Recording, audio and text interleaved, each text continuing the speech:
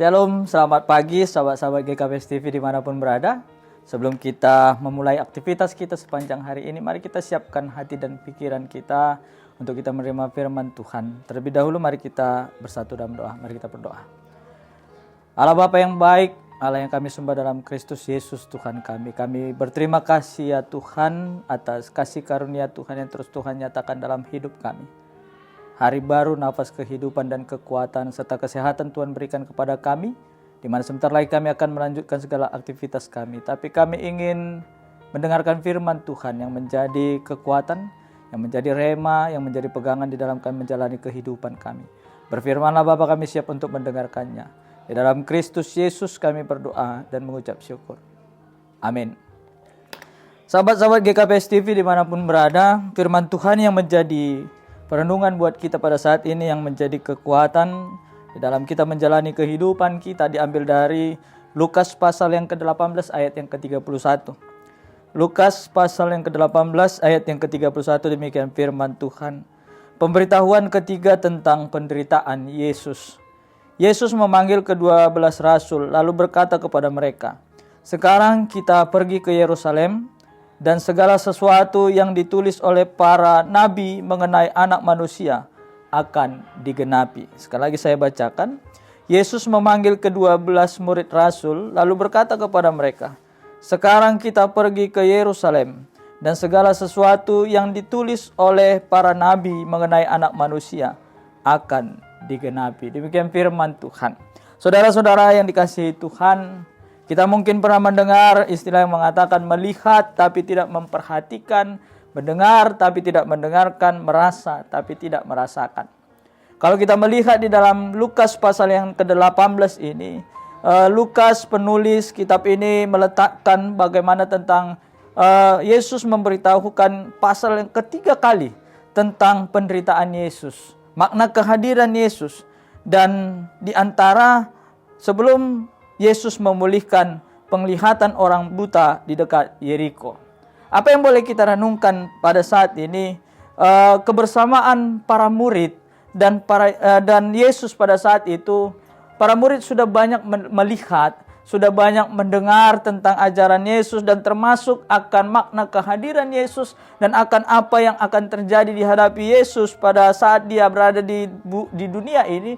Itu sudah sebenarnya disampaikan Yesus kepada para muridnya. Dan para murid juga sudah merasakan bagaimana makna kehadiran Yesus di tengah-tengah dunia ini.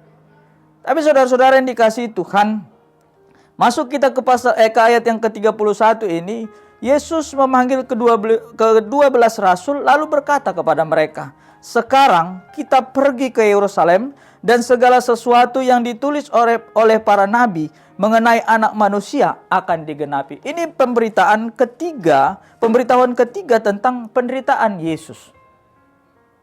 Apa yang akan dihadapi ketika mereka di Yerusalem itu sebenarnya sudah dinyatakan Yesus berulang kali kepada para muridnya. Sampai ada hal yang menarik kalau kita melanjutkan teks kita pada saat ini di dalam ayat yang ke-32 sampai ayat yang ke-34. Tapi secara khusus di ayat yang ke-34, "Tetapi mereka sama sekali tidak mengerti semuanya itu.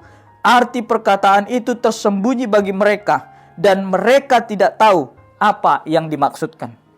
Mereka tidak mengerti, mereka sama sekali tidak mengerti, dan mereka tidak tahu. Semua itu tersembunyi. Padahal itu sudah diberitahukan, padahal itu mereka lihat bagaimana makna kehadiran Yesus. Sehingga Yesus memberikan pelajaran juga kepada para murid pada saat itu.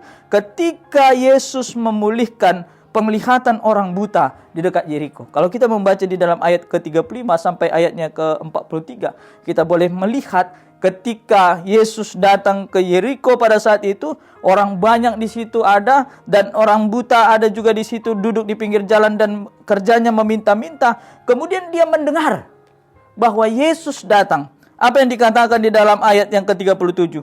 Kata orang kepadanya, "Yesus orang Nazaret lewat." Lalu ia berseru, orang buta itu berseru, "Yesus anak Daud, kasihanilah aku." Matanya tidak mampu melihat, tapi mata rohaninya, pendengarannya itu membuat dia mengerti dan membuat dia tahu siapa yang datang pada saat itu. Padahal para murid pada saat itu melihat sendiri dengan mata secara badaniah, mereka melihat bagaimana apa yang dilakukan Yesus. Tapi itu mereka tidak perhatikan. Nah, ini menarik Bapak Ibu Saudara-saudara yang dikasihi Tuhan. Kalau kita melihat bagaimana firman Tuhan dinyatakan kepada kita pada saat ini, kita boleh melihat sebenarnya Yesus ingin memberitahukan makna kehadirannya. Akan keselamatan yang akan dilakukan oleh Yesus kepada dunia ini. Tapi para murid pada saat itu belum mengerti dan belum memahami akan apa yang ingin dikatakan Yesus. Nah, ini juga yang menarik yang boleh kita renungkan di dalam kehidupan kita. Kita boleh memaknai akan makna kehadiran Yesus dalam kehidupan kita. Bagaimana penderitaan yang harus Yesus alami, yang harus Yesus lewati untuk memberikan keselamatan di dalam kehidupan kita. Apakah kita bisa merasakan dan bisa melihat sehingga kita boleh belajar dari orang buta yang ada di Yeriko pada saat itu. Tuhan mengatakan kepadanya, imanmulah yang menyembuhkan engkau. Ketika kita mengimani makna kehadiran Tuhan di dalam kehidupan kita, maka itulah yang akan menyelamatkan kita dan menyembuhkan kita di dalam setiap pergumulan yang kita hadapi dalam kehidupan kita. Kenapa? Penyelamatan Yesus itu sungguh luar biasa. Saya yakin banyak pengalaman yang kita alami, banyak hal yang kita boleh lihat untuk melihat bagaimana perbuatan Tuhan yang terus terjadi dalam hidup kita. Banyak hal yang kita dengar untuk menceritakan bagaimana Tuhan berkarya di tengah-tengah dunia ini dengan orang-orang yang ada di sekitar kita. Tapi biarlah apa yang kita lihat itu bisa kita perhatikan, apa yang kita dengar itu bisa kita dengarkan, dan apa yang kita rasa itu bisa kita rasakan, sehingga memberikan dampak pengenalan kita yang benar siapa Tuhan di dalam hidup kita, sehingga kita boleh merasakan keselamatan di dalam Tuhan, kita boleh merasakan kesembuhan di dalam Tuhan, dan kita boleh benar-benar memaknai akan kehadiran Tuhan, karya Tuhan di tengah-tengah kehidupan, di tengah-tengah dunia ini. Amin. Mari kita bersatu dalam doa. Terima kasih ya Tuhan atas firman-Mu, kami boleh belajar pada saat ini. Untuk kami boleh benar-benar merasakan, untuk kami boleh benar-benar mengimani, mengaminkan pasal karya Tuhan yang begitu luar biasa di dalam kehidupan kami. Sehingga kami boleh melihat dan kami tidak terus di dalam ketidakmampuan kami untuk melihat kuasa Tuhan yang begitu luar biasa. Kami juga boleh belajar di dalam pengalaman orang buta yang ada di Yeriko pada saat ini ya Tuhan. Imannya lah yang menyelamatkan dia. Imannya lah yang menyembuhkan dia. Begitu juga dengan firman Tuhan yang mengingatkan kami pada saat ini. Untuk kami boleh mengalami perjumpaan yang dahsyat di dalam Tuhan. Terima kasih ya Bapa. Kami mau serahkan kehidupan kami ke dalam tangan penyertaan Tuhan. Biarlah Tuhan yang terus memberkati kami. Setiap pekerjaan tangan kami Tuhan berkati. Sehingga melalui semuanya itu Tuhan kami terus di dalam sukacita menjalani kehidupan kami. Terlebih dalam memuji dan memuliakan nama Tuhan. Di dalam Kristus Yesus kami berdoa dan mengucap syukur. Amin.